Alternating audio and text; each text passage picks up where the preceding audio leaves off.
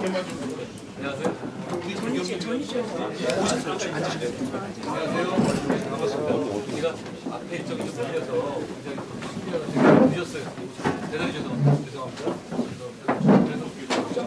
그래서 짱짱해요. 제가 예전에 여기 기억이 나는데 동네가 더 좋아졌는데 제가 부산 때 시작을 했어요. 역사는 자기가 이런 사무라이 때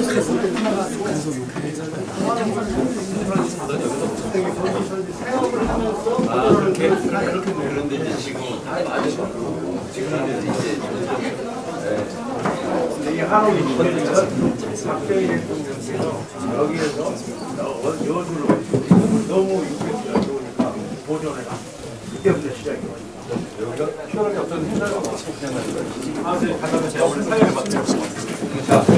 정말 저 너무 호시가 났지. 그런 거 없어. 간단히 진행 맡으면 중요한 과제를 합니다. 뒤로 활발하게 바꿔주세요. 들어갈 때 film을 조금만 주세요.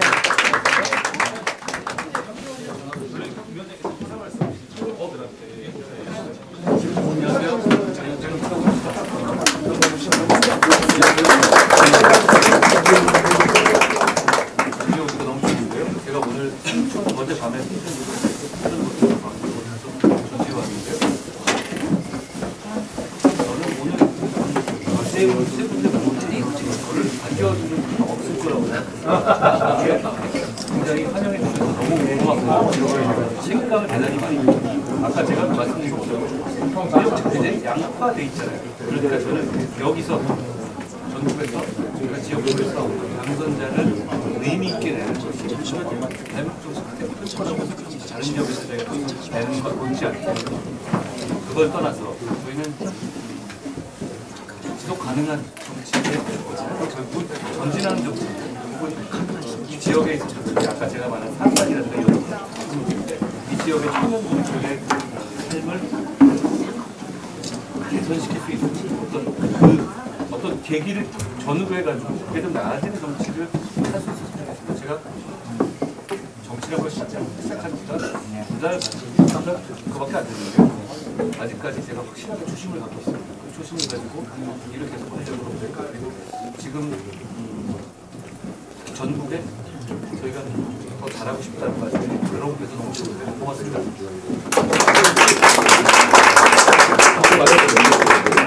아니 이쪽 전달됩니다.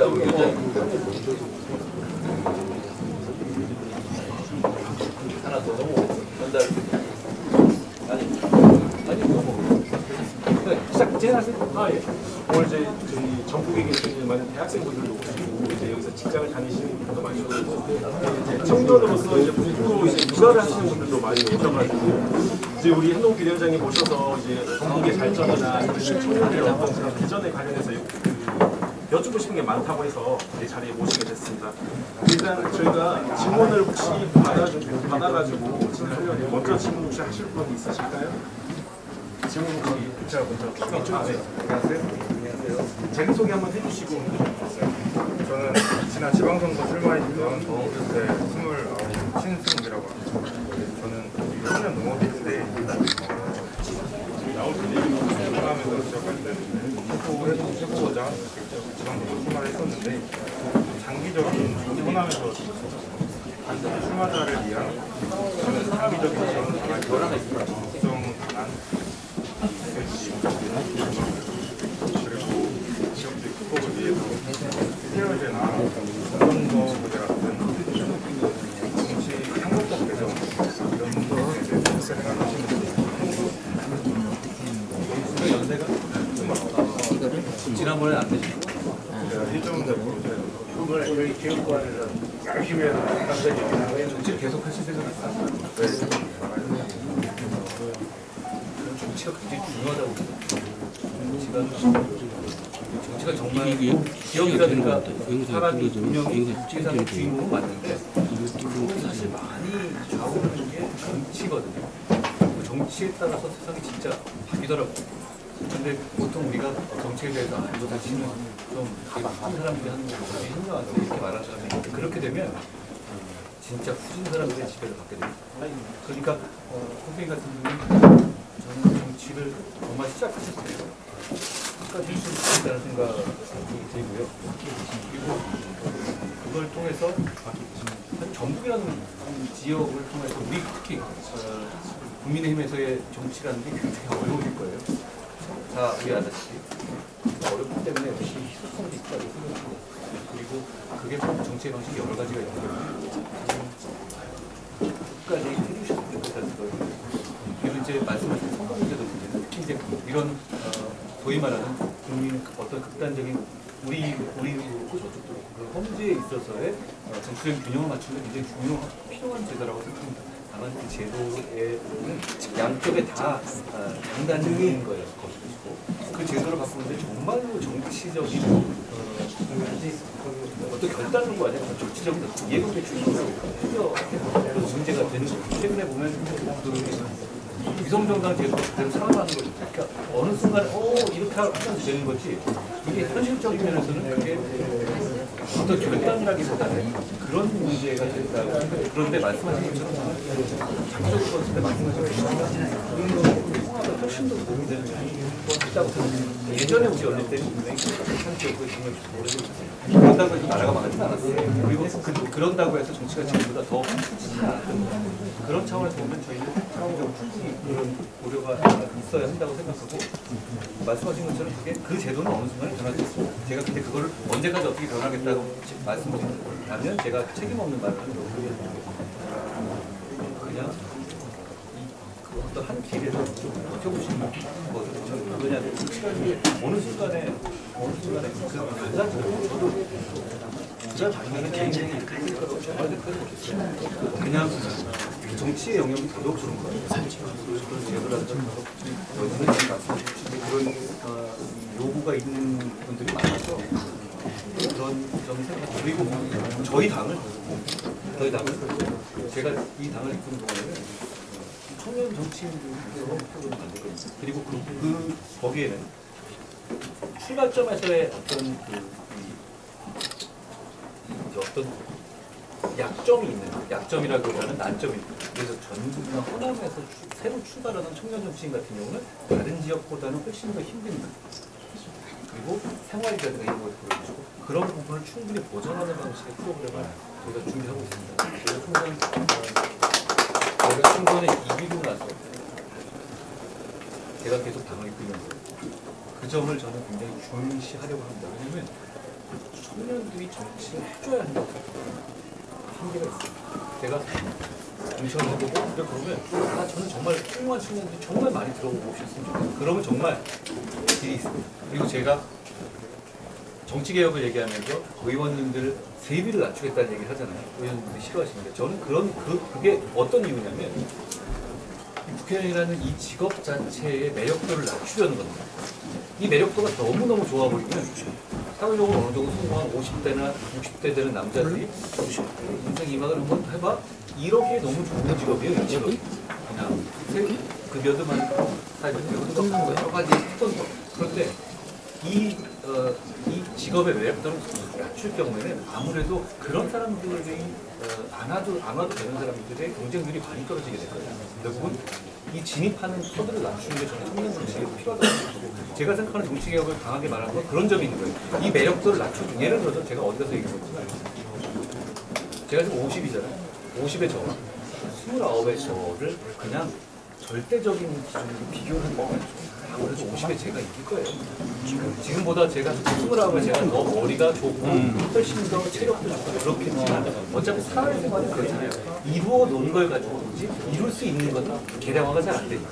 당연히 이 게임을 보면 50에 제가 이길 거예요. 그런데 과연 그렇다고 해서 50에 저 같은 사람만 정치를 장악하고 그 사람들의 이해관계만 대변돼야 됩니까? 그렇지 않아요. 그러니까 결국은 이 20대, 30대의 어떤 정치 지분을 할 때 고정하는 고정값이 필요할 거예요.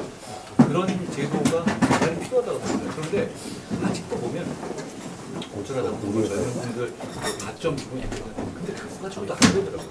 근데 여러 가지 이유가 있는 게 이런 거예요.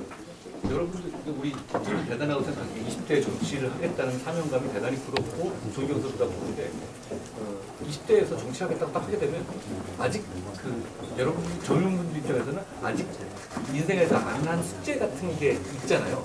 뭐 결혼을 원하시는 분들 결혼도 있을 거고 아이를 원하시는 분들 그리고 어느 정도 뭐 집을 만들고 이런 것들의 숙제가 있잖아요. 근데 우리 같은 경우는 어느 정도 이렇게 왜 정치를 또 편하게 생각하냐면 나이 든 사람들은 대충 숙제를 했어요. 그러니까 별로 그렇게 대단히 잘 살아왔다는 생각까지는 안 하더라도 그런 생각을 하게 되더라고요. 그러니까 젊은 분들 입장에서는 용기 내서 여기서 그 숙제를 다 해놓지 않은 상태에서 이 정치라는 영역이 정말 불확정성이 큰 영역이거든요. 잘 아시잖아요. 이게 될지 안 될지 아니 투표율이 얼마 나올지 예를 들어서 그게 투표 날의 날씨가 어떨지에 따라도 당락이 바뀔 수 있어요. 그럼 그 다음에 실업자가 될 수 있고 굉장히 우리 같은 사람 그래도 되거든요. 사실은. 되게 굉장한 희생을 우리가 하는 것처럼 얘기하지만 사실 숙제로 어느 정도 했잖아요. 그런데 젊은 분들이 그렇게 투신했었을 때 그 부분에 대한 어떤 불안감이 있을 거거든요. 그 부분을 보전을 제가 아까 말씀드린 저는 청년 정치에 대한 어떤 그런 지원 시스템 저희가 생각하고 있다는 게 그런 면이에요. 그러니까 그게 없으니까 가점을 주든 어쨌든 간에 청년 정치인들에서 하실 만한 분들이 안 오시더라고요. 근데 안 오시는 거를 이해하겠어요, 제가. 오히려 어느 정도 이룬 분들, 아니, 좀 어느 정도 20, 30대에 뭔가 이뤘으면 그쪽으로 계속 뭔가를 이루고 싶겠죠. 근데 덜 이룬 분들 입장에서는, 아니, 진짜 이 불안정적이게 확실하게 어느 공천 준다, 이렇게 되면 오겠지만, 그러지 않을 경우에 그러기가 쉽지 않겠더라고요. 결국은 시스템적으로 선생님 말씀하신 것처럼, 이게 젊은 어떤 직업 정치를 나왔을 때의 생활 보존이라든가 아니면 그걸 당의 어떤 그런 투자로서 저는 할 수 있다고 봅니다. 그런 시스템을 만들어야 한다고 생각합니다. 저는 이번 총선이 끝난 다음에 제가 이 당에 살아남아 있다면 저는 그걸 할 겁니다. 왜냐하면 이게 저는 정말 젊은 분들 많이 모시고 싶었거든요. 근데 그게 보니까 안 오시더라고요. 근데 우리 당의 매력이 없어져. 글쎄요. 그거 저쪽 당도 마찬가지예요. 이유는 그 보전과 그 불확실성에 대해서 저희가 배려가 덜한 겁니다. 그 배려를 하는 시스템을 꼭 만들어야 한다고 생각합니다. 저는 여러분 같은 분이 정치하면 우리보다 잘할 거라고 생각합니다. 그리고 많은 사람들이 착각하는 게 있잖아요. 여러분 같은 여러분 MZ세대라고 하잖아요. 정확하게 그 구간별로 얘기하는 거에 그 강의성은 잘 모르겠지만 굉장히 저는 잘못된 생각이 뭐냐면 MZ세대는 정치에 무관심하다 이런 얘기 하죠. 그리고 MZ세대는 뭐 투표를 잘 안 한다 이런 얘기도 하잖아요. 근데 그건 통계적으로 틀린 얘기입니다. 진짜 정치에 무관심하고 투표 잘 안 했던 건 우리들이에요. 우리 세대예요. 우리 때는 우리 통계적으로 비교해봐도 여러분의 어떤 그 대선이라든가 총선의 투표율과 우리가 여러분 나이 때 투표를 비교해보면 여러분도 없습니다. 충분히 정치적으로 개명되어 있고 그런 권리의식이라든가 민주주의에 대한 함양이 돼 있는 분들이에요. 더 잘할 수 있는 분들이라고 생각합니다. 그렇기 때문에 청년 정치가 많이 늘어나야 되는데 근데 그게 몇 명을 어떻게 꼭 이걸로 맞추려고 보니까 잘 안 돼요. 근데 안 되는 기본이 그런 문제인 것 같습니다.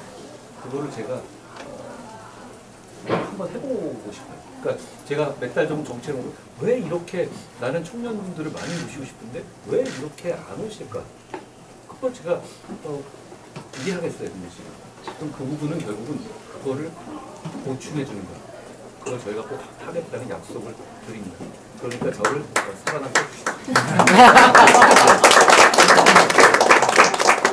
이제 우리 사회자가 좀 그런 말을 꼭 해야 되는데 여기 10분 모아놓고 한 분 질문해야 너무 많아요. 괜찮아요. 시간이 있으니까 다른 분 말씀 주시면 혹시 질문하실 분이 있으실까요? 질문. 예. 안녕하세요. 전북대학교 정치외교학과 재학하고 있는 24살 이정민입니다. 저는 지금 인구 소멸이 매우 심각하다고 생각하고 있습니다. 이는 국회에서도 마찬가지라고 생각합니다. 원래도 전라북도 지역에서 의원이 한 명 축소해야 하는 것으로 알고 있는데 그렇게 안 한 걸로 지금 알고 있습니다. 맞아요. 네, 근데 이제 한동 비대위원장님께서는 의원 정족수를 250명을 축소하겠다고 말씀하셨는데 이렇게 되면 지금 300명인 상황에서도 지방의 국회의원은 넓은 지역을 관리해야 하는데 의원 정족수 축소하면 그 문제가 좀 더 심각해질 거라고 생각합니다. 이에 대해서 어떻게 생각하시는지 여쭤보고 싶습니다. 근데 의원이 지방을 관리하는 역할은 아닙니다. 의원은 그 지역에 있어서의 어떤 그 국회로서의 그 역할을 하는 거거든요. 그런데 저는 이런 겁니다.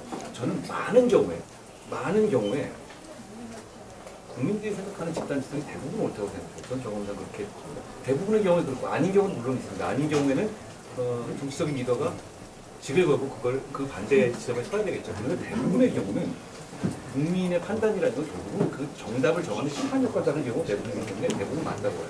그런데 지금은 진짜로 왜냐하면 지금 전체 규모로 봤을 때 우리가 하는 일 그리고 일의 밀도를 볼 때 저는 적어도 된다는 것이고 그리고 말씀하신 거는 그건 지자체라든가 어떤 지자체의 어떤 역량으로서 하고 지방자치와 지방에 대한 중앙정부의 어떤 지원이라든가 이런 걸 강화해서 해결하는 것이지 의원이 늘어난다고 해서 그 지역은 또 잘 대변할 것 같지는 않습니다. 그리고 제가 말하는 말씀드리면 지역구 250을 줄인다는 게 상당히 제가 부탁하는 게 비례도 말합니다. 왜냐하면 지금 비례가 지금 제대로 운영하고 있습니다. 지금 이거 비례가 무슨 이합집산의 어떤 그 난장판이잖아요. 막 계산하고 누구는 감옥 가면 누구 이어받겠다고 공공연하게 얘기하고 그리고 그걸 절대로 일반적인 경우라면 국회에 들어오겠다고 엄두를 못 낼 만한 어떤 아주 극좌적인 사람들까지도 통로로 들어오고 그리고 범법자도 들어오고 이런 구도를 만들잖아요. 전 이 비례 제도가 완전히 없앨 문제는 아니라고 생각해요. 왜냐하면 장애인이라든가 우리 소수자를 대변하는 그런 명분이 있어요. 근데 지금은 어떻게 운영되냐면 그렇게 편법을 써가지고 비례로 들어온 다음에 이 비례로 들어온 분들이 다음번에 지역구 공천을 받기 위해서 당대표한테 완전히 후한무치하게 충성을 합니다. 지금 민주당에서도 아주 떠오르는 이상한 의원들 있죠. 대부분 비례예요. 왜 그러냐? 한 명한테 잘 보여서 다음번에 지역구를 받아야 되거든요. 이걸 직업으로 생각하는 역시 묶여져 있어요. 왜냐하면 아까 제가 처음 말씀드린 것처럼 직업의 매력도가 너무 높거든요. 그러니까 이걸 놓치기 싫은 거예요. 이 직업을 유지해야 돼. 그럼 다음번에서 이 비례에 남은 사람들은 이 4년 동안 뭘 하냐면 이 비례 다음에 지역구를 결정할 수 있는 권한을 가진 사람한테 그냥 맹목적인 충성을 보이는 거예요. 그러니까 예전에 우리 비례대표의 뭐 떠오르는 머리에 떠오르는 분이 있을 거예요. 아니 뭐 저렇게까지 한번 창피하게 행동을 하지? 이렇게 생각하는 사람이 있죠. 근데 그분이 머리 나쁜 게 아닙니다. 그분들은 여러분들한테 창피해도 상관없고 결정권자한테 아부하면 되는 구조인 거예요. 지금 우리 비례가 아까 그런 식으로 운영되고 있거든요. 이렇다면 이 부분은 상당히 중요하다고 생각합니다. 저는 그리고 전국에 한석이 늘어나는 것에 찬성했다는 점을 그건 민주당이 반대했었습니다. 그렇죠. 예, 그러니까 그런 점에서는 저는 줄여야 한다는 그런 말씀을 드립니다. 그리고 국회에 가서 보면 제가 대정부 질문 하다 보잖아요. 대정부 질문할 때 제가 막 얘기하는 거 있죠. 그때 잠깐 좌석을 질문하고 보시면 사람들이 별로 안 남아있어요. 그렇다면 지금 더 열심히 해야 돼요. 그 정도 세비 받고 저거 특검 받는다면 더 열심히 일하고 지금보다 더 잘할 수 있다고 생각합니다. 오히려 줄이는 것이 저는 그런 면에서 효과가 있다고 생각합니다. 그리고 대부분의 국민들이 줄이는 걸 찬성하거든요. 국민이 코플리즘에 빠져서 그럴까요? 아닙니다. 국민들이 선택하는 대부분의 경우는 맞는 경우가 맞아요. 저는 이 경우도 맞다고 생각해요. 그리고 국민들이 아주 오랜 기간 동안에 아주 높은 비율을 요구하는 게 있잖아요. 그런 경우는 대부분의 경우 맞습니다. 그걸 포퓰리즘이라고 비하하는 거는 정치인들이 뭔가 다른 생각이 있는 겁니다. 저는 그렇게 생각해요. 고맙습니다. 혹시 또 다음에 질문하실 분 안녕하세요. 일산에서 청년연대 운영하고 있는 박사님이고 청년연대라는 단체를 운영하고 있는 박사님이라고 합니다. 아까 살아남는다는 표현을 하셨기 때문에 꼭 살아남으실 거라고 믿고 드리는 정책적인 질문인데요. 제가 왜 잘 살아남습니다. 선진국과 개발도상국도 사업의 방향, 예산의 방향이 다르듯이 대도시와 소도시도 이런 차이들을 조연이라고 생각을 하는데 보통 구처형 청년 지원 사업들의 예산들 사용 방향을 보면 지침이 똑같습니다. 그러니까 대도시와 지금 도시도 하드웨어 인시대, 소프트웨어 80이라든지 어떤 곳은 또 하드웨어 더 필요할 텐데 이런 지역별 소통형 이런 좀 예산 정책이라든지 그런 소통 창구들이 생겼으면 좋겠는데 혹시 그에 대해서 어떻게 생각하시는지? 이게 제가 시장 갔을 때도 말씀드리는데 저는 이 벽을 좀 소구려야 될 부분이 있다고 봐요. 그래서 지역에 관한 지원이라든가 이런 부분은 지금 현재는 어떻게 되죠? 우리나라가 지방자치 제도가 도입된 지가 꽤 됐잖아요. 이러다 보니까 어떻게 되냐면 대부분의 직접적인 지원은 지방자치제를 통하게 돼 있어요. 그게 근데 권한 배분의 측면에서 쉽게 생각하면 맞아 보이지만 그렇게 되면 어떤 즉각주가 필요한 부분에서도 중앙정부가 국비를 지원하는 그런 통로가 차단되는 면이 있는 거거든요. 저희가 이번 총선에서 그 법안을 준비하고 있습니다. 지금은 이제 어떤 지방에다 어떤 지원하는 과정이라든지 이런 걸 때 저희가 얘기하고 지방 모든 이런 거에 대한 답이 이런 거죠. 지방 정부와 저희가 잘 협의해 보겠다 이런 거였거든요. 근데 그건 또 문제를 해결하는 답은 아니죠. 그런데 지금 이제 그런 법에 문제가 있었을 텐데 그렇다면 이게 어떤 우리가 국민에게 의무를 막 부여하는 지방민에게 그런 방식이 아니라 지방민에게 어떻게 혜택을 주는 방식이라면 저희는 중앙정부가 직접 개입할 수 있는 법적 근거를 만드는 개정을 준비하고 있습니다. 저는 그 부분이 된다면 여러 문제가 해결될 수 있을 거라고 생각합니다. 그러니까 그리고 개별적인 어떤 그 배분의 도시 단위의 문제는 그런 것들은 우리 지역에 있는 좀 감시를 해줘야 됩니다. 그러니까 전북 지역, 제가 전북 지역의 어떤 지자체라든가 이런 좀 평가하는 건 전혀 아닙니다. 꼭 전북만의 문제가 아니지만 또 다른 지역, 비슷한 여건에 있는 다른 지역도 마찬가지죠. 전략이 변경이 안 되잖아요. 그렇게 된다면 이 어떤 체제의 변경에 관한 위기감을 느끼고 좀 잘하겠다는 경쟁을 가져야 변경을 하는데 지금 전북이나 전북은 그런 어떤 외부적인 요인이 없어요. 그러니까 그 부분에 관한 어떤 이 니즈가 있더라도 그거 뭐 반영 안 해도 되는 정치적인 그 상황이 지속되는 그런 면에서 우리가 더 잘해야 된다고 생각해요. 몇 석이라도 늘어나고 그렇게 견제할 수 있는 부분은 굉장히 중요한 의미가 있어요. 그리고 그거를 하기 위해서 저희가 더 열심히 하겠다는 말씀입니다. 저희는 정말 전국에서 당선되고 싶어요. 그냥 제가 지나가서 한번 보려고 아니에요. 당선되면 정말 멋진 일이라고 생각합니다. 그걸 꼭 해내고 싶다는 생각이 저는 진짜 있습니다. 고맙습니다. 반드시 하겠습니다. 그 부분을 조금만 제가 예. 이제 우리가 특별